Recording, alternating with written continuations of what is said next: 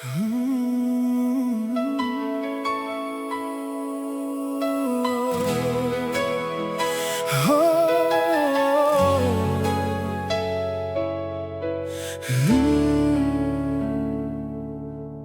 gente mira y juzga sin saber. El mundo se aferra a la apariencia, pero en la voz del Señor un llamado, un recordatorio de que el alma es real. El corazón que ve, la luz que guía, no se engaña por la forma o la estatura. En el interior el amor se alza y Dios escucha el latido que no se oculta.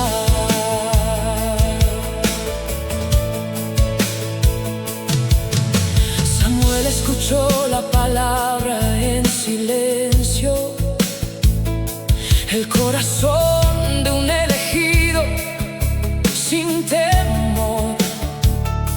La mirada del mundo se desvanece cuando el Señor busca la verdad.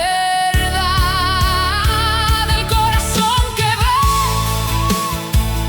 la luz que guía, no se engaña por la forma o la estatura.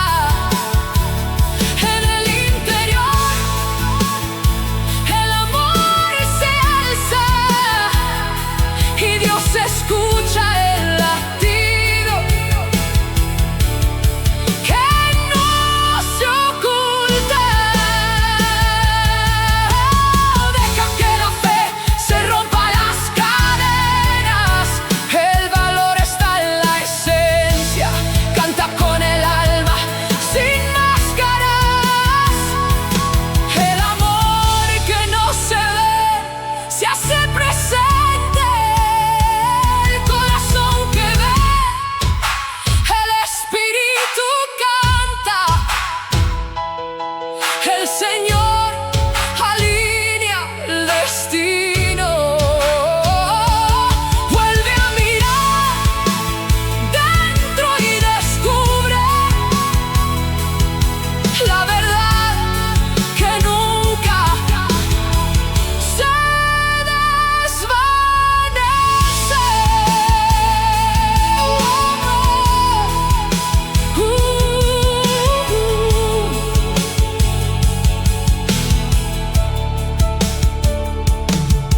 Un susurro de esperanza, el eco de la palabra, el corazón que ve siempre en su luz.